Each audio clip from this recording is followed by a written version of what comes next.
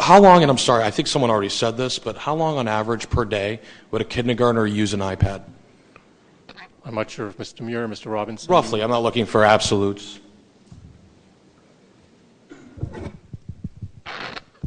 We actually aren't putting a specific number of minutes on it. It will depend on the teacher in the classroom and on individual student needs. Are we saying all day, Peter? Absolutely not. It will not in any circumstance be all day.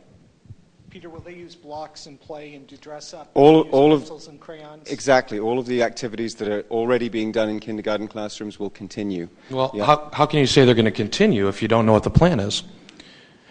And let me follow up on that.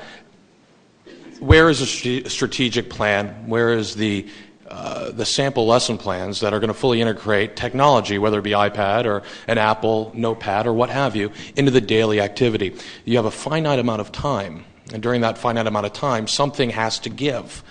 Is it going to be recess? Is it going to be dress up or blocks or what have you? We're going into something basically in a tactical level without any strategic forethought. Now, I've heard people, I remember reading a quote, and I could be wrong, Superintendent Morrill, that the kindergartners were going to use them 20 minutes a day, 30 minutes a day, and I could be off. But let's say if you for argument's sake, let's say it's 1 hour a day. I think that would be fair to say, correct? 1, 2 hours? Give me a number. I would say 1 at the most. Okay, 1 hour a day. The average school day is approximately, after you cut out some extras, 5.5 hours a day for full day kindergarten, which is fabulous and a huge step forward. So something has to give. Now, if we're spending and expending $500 for an iPad dedicated to one individual, then I have to, kind of slander an old quote that I love, that technology not in use is useless technology. So how can we advocate, how can we justify the expenditure when it's only going to be used 20% of the day? Wouldn't that technology be better used, or the money be better used? See, I'm a supporter of technology in classrooms. I was actually an elementary teacher some years ago. Couldn't that money be used in order to buy blocks of iPads that will be rotated from classroom to classroom in order to fulfill the educational needs of each kindergartner, as well as maybe first, second, and third grade? Allowing enough time for certain organizations to study the impact, whether it be positive or negative, so that next year or the year after we can make a very smart decision on the future of technology implementation? Wouldn't that be a nice compromise? Because I think you'd probably all want to go home tonight. And I think a nice way to go home is to listen to the vast majority of the people behind me and at home watching and say, we understand your concerns. We're coming to an impasse. Let's do what makes this country great, and let's compromise, come up with a solid agenda, and move forward. And then tackle some of the bigger issues like graduation rates. Because I'm here to tell you, I graduated from Edward Little in 1992. I shouldn't have. I lasted 1.5 years in college because I was ill-prepared in 1992 to attend school. That is a bigger problem that we're having, and an iPad is not going to fix that. Thankfully, I did what most people in Auburn and Lewiston do and bootstrap my way through it and made something of my life. But that was a hard experience, and we need to do something to prepare our children so they don't have to have that experience. And I don't believe an iPad is a silver bullet. It's not going to fix our ills, but you need to get past this subject so we can focus on what's going to, A, save money, enhance education, and make sure our children are prepared.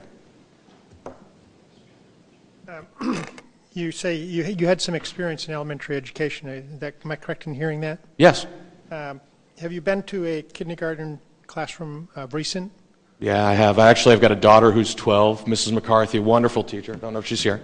Fairview. I went to Fairview. My son's starting Fairview next year, and yes, I've been active. Have you noticed any difference in the way kindergarten is conducted today as it was when you were there? I think now, I'm not going to say how old I am, but it was quite a while ago. I think full-day kindergarten versus half-day kindergarten is superior. And my friends around the country and I talk about education often, and they are jealous that we have full-day kindergarten. I mean, we are an envy of school districts around the state, especially, and also around the country. So kudos to that. That is the biggest change, and it's a pro-change. Pre-K implementation, I'd love to see the money that, and I'm sorry, I'm in business, and I also was in the Army, and I know the terminology is either you use it or you lose it, and it's a horrible concept. It needs to be fixed. But can't we expand pre-K education in lieu of getting contributions for laptops? Because pre-K education is proven, I mean, study after study, to actually enhance testing scores and enhance future positive outcomes in education. Are we not getting our priorities in the right order? I'm just asking that question. We all want the best for our children. But I think we need to look at the fundamentals and expanding what we know works while smartly testing what could work in the future. My point I'd like to follow up on just a little bit is I don't believe kindergarten has changed very much, not only when I was there and you were there, but when our children are there now. It has not matured in the sense of change and how it delivers that educational experience significantly. We have the statistics, however you'd like to read them, suggest that our educational system is flawed or broken. It's not providing the success rate that we would like to see in our community or across the nation. Part of that reason is I think students get turned off fairly quickly to what's going on in a classroom. Some that are ahead of where the teacher wishes to take them and some that are behind. And the teacher having to deal with that individual student perhaps not as successfully as they might desire to do. I think that you point out that take away the technology out of that classroom and the teacher has more opportunity. Take away that time. Don't give the student the time with the technology, and the teacher has the opportunity to teach more effectively or use that time more effectively. I would question that. I'm sorry, Mr. That was not the basis of my discussion. You were saying discussion. that using technology 20% of the day was not a particularly good use of technology, and it wouldn't be used. No, I did not say that. What I did say, and let me just clarify this point because I think it's very important, I think the 20 to 30 minutes or an hour a day, for argument's sake, is a good use of technology. It's the other 4 hours that it's sitting in its case not in use is a poor use of technology. It's a cost, risk, benefit. If I in a business bought a piece of equipment and did not use it 80% of the time, I'd have to rethink that investment. I think if you look how technology, we would hope this technology to be used, it would not be used for a 1 hour block of time.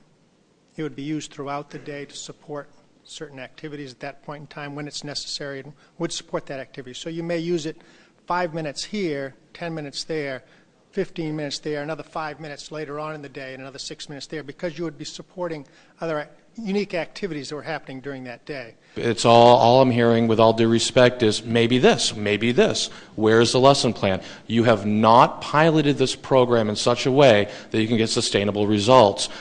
Let's give a kindergarten class a laptop for a full week. The same small number that you purchased for the entire elementary school. And then let's have them carry it around and utilize it and develop a lesson plan based upon that group, that what we call a case study. That's what I'm talking about, and that's what we're not thinking about. It's all maybe this, maybe that. You know what? Maybe. It would be fabulous. But what we're looking at is we're not dealing with this. And by the way, you are vendors. In a straight client-vendor relationship, you're entrusted for the education of our children, which are our assets, really, if you think about it, and our community's assets. And in a business analogy, if I could, I would want you to test something before you went ahead and spent my money on that in order to prove that that was a wise investment. And part of that would be not just graphs on technology, but how would it be implemented during a standard day lesson plan before you make that jump? And how do you back that up? You're not testing it. You don't have the plan, you don't have the testing model, and you don't have the end result in order for a full, effective rollout. That's what we're asking, I think, here. So it's great if they use it for 5 minutes in gym. How? You know, we could come up with all these hypotheses on how it could be used. Great, that would be fun, and I think it's exciting to look at. But we're not there. You're putting the cart before the horse. I don't think we are putting the cart before us because we're failing already. Why? Why are you failing? Because the model that we're now using is a failure model. So the model that we used 30 years ago, is that successful? No. So we've never had successful education? Are you telling me we have? I'm asking. I'm telling you we haven't. You're on the school board. So we haven't had a successful education since 1776. I would go back a long ways, yes. Okay, a long ways. Fine. So now you have just right now, the school committee member, Mr. Kendall, you've acknowledged that our education system is broke, and you are, back to my earlier point, looking for a silver bullet to fix our educational system, starting with kindergartners and iPads. We're trying something different. We're trying something that Where's the lesson plan and where's the test? That's what's being developed. Not on $200,000 of non-appropriated money and a wish and a prayer. If we could, perhaps Mr. Robinson and Mr. Muir can talk about the pilot program and elaborate on what they presented earlier. That is precisely the purpose of doing the exploration classrooms. We want our 5 classrooms to be laboratories to test out these apps and find out which apps are most successful in helping students learn. Fair enough, but you're making a decision now based upon a study that has yet to be concluded. We have not actually ordered the rest of the iPads for the rest of the kindergarten classrooms. So this is an exploration. This is why we've only purchased the iPads for the exploration classrooms right now. So we should table this discussion until after, maybe sometime during the summer, and reconvene before decisions made. Well, what this was simply meant to be was an update on the iPad program. There is no vote here on anything else. There's no vote, period. Then why is it on the table, I wonder? It is simply an I'm update. asking, I'm not being sarcastic. All it says on the agenda is the superintendent will provide an update on what's happening